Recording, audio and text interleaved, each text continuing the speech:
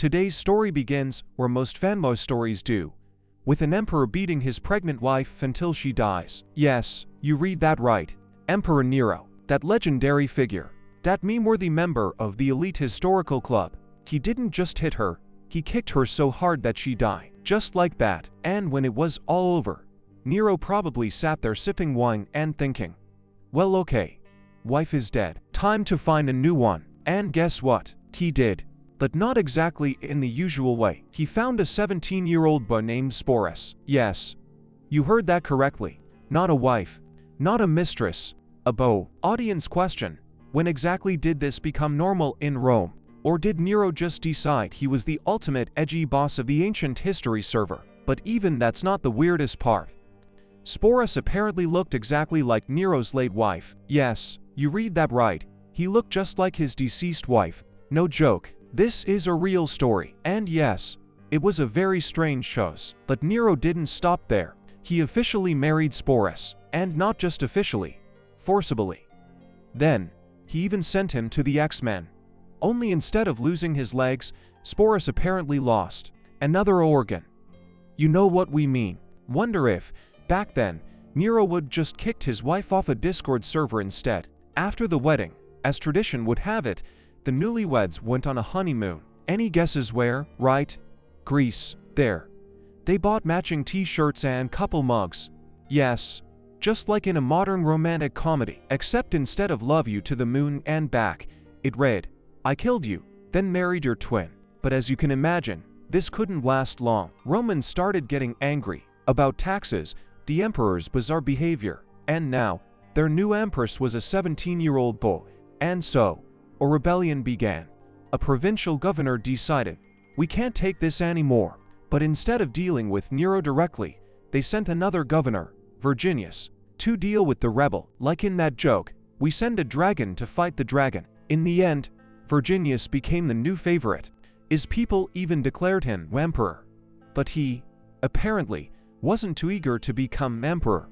Or maybe he just wasn't ready to be the new Nero. Meanwhile, Nero realized everything was lost, and like a true anti-hero, he began preparing for suicide. But he didn't take friends or soldiers with him. He took Sporus, because apparently, he was his favorite toy. Question: what's it like to be so important to an emperor that he takes you to the grave with him? But even after Nero's death, Sporus' life didn't get better. He was simply passed on to the next emperor, like he wasn't a person, but a trophy. He went to Ophonius Tigellinus, then to Vitellius, who, by the way, was homophobic and forced Sporus to perform in some weird theatrical show. Would you agree to play a tree in an emperor's theater just to survive? Eventually, after Vitellius' death, Sporus ended up with the new ruler, Vespasian. But even there, he couldn't catch a break.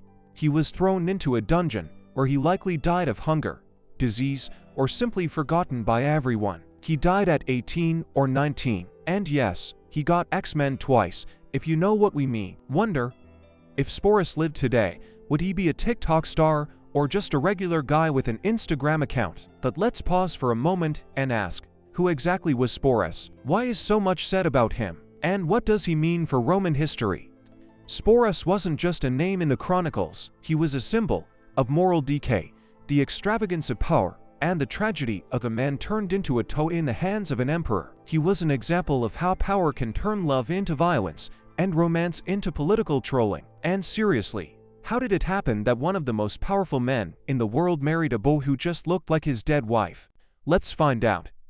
Nero was an emperor, but far from stable in the head. He was known for his eccentric behavior, bloody repressions, and love for theater and music. He threw massive banquets, chased artistic fame, and killed anyone who got in his way. His wife, Poppaea Sabina, was one of the most influential women in Rome. But Nero, like many rulers, couldn't control himself. He beat her to death. Not for a reason. He killed her because she made him angry. And yes, this is a real record in historical chronicles. And if social media existed back then, what would Poppaea's post look like before her death? Husbands in a rage again. Hope he doesn't decide them in the way today. Roman life and personage after her death, Nero fell into hysteria. He ordered grand funerals, cried, wept, gave alms in her honor. But literally a couple of weeks later, he had already married Sporus, who, according to him, looked just like her. Question: if Nero had access to photo editing software, would he have just pasted Poppaea's face onto a photo of Sporus and posted it on Instagram? By the way, Sporus wasn't the only one Nero passed around. After his death, Sporus was handed from one person to another, like some ancient Barbie doll. He was with Ophonius Tigellinus, then with Vitellius, and even with Vespasian. Each time, a new master, a new role, a new tragedy. Wonder, if Sporus lived today, would he be a reality TV star or just a victim of a talk show about strange marriages? And in the end, everything ended in tragedy. Sporus, like his groom, died alone, in a dungeon, forgotten by everyone. His name reached us not as a hero's, not as a victim's, but as a strange episode in Roman history. But if Sporus could return and change everything, what would he do differently? Would he marry for love, flee Rome, or just start a YouTube channel? So, if someone tells you history is boring, show them Sporus' story, because real history is often scarier than any fanfic. Would you want to live in ancient Rome, or is that just a hardcore server for you? Hit like, subscribe, and don't forget, next time, an even stranger emperor is coming. Bonus section: Roman men cared about looks way more than you think. If you think caring about looks is a TikTok invention, you're deeply mistaken.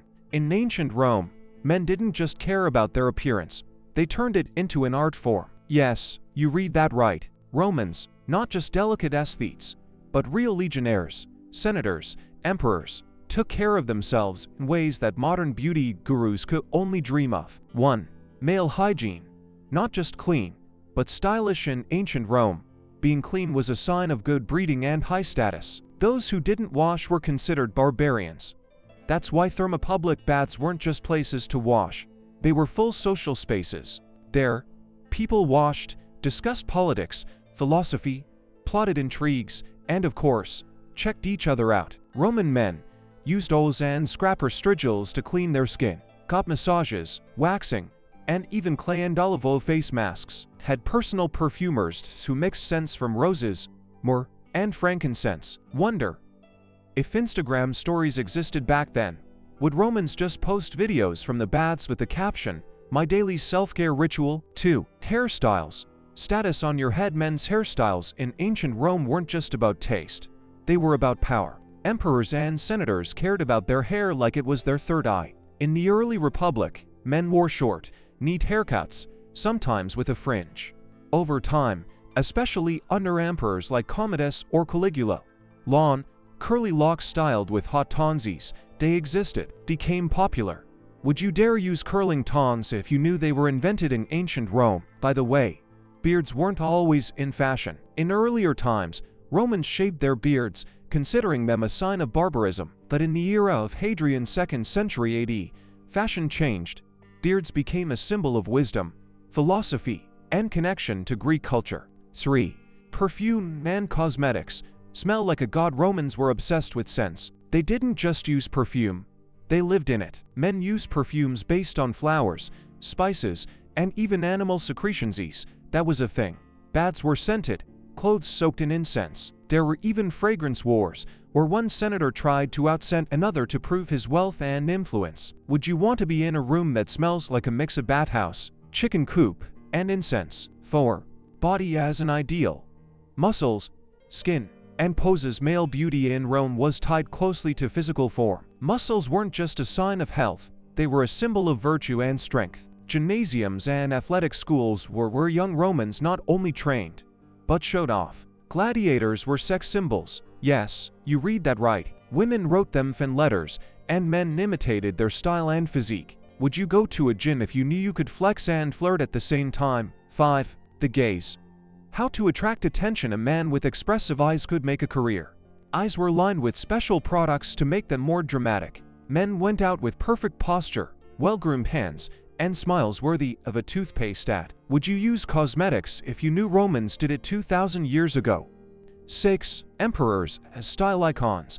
From Caligula to Commodus, Roman emperors weren't just rulers, they were influencers. Caligula wore golden boots and women's tunics to show he was a god, not a man.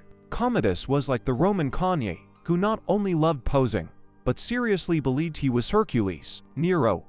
Yes, That same guy who married Sporus loved singing, dancing, and performing in public, which, of course, shocked everyone. Would you go to Nero's concert if you knew it would end with him beating his wife? 7. Philosophers and beauty. Not just body, but mind. A man in Rome was considered beautiful not just for his body, but for his mind. Philosophers were sex symbols. Their hair was messy, clothes simple, gaze intense, and that was considered very attractive. Seneca, Epictetus, Marcus Aurelius, all of them weren't just smart, but considered beautiful in their own way. Would you say a man with a book in hand and a suffering gaze is beautiful?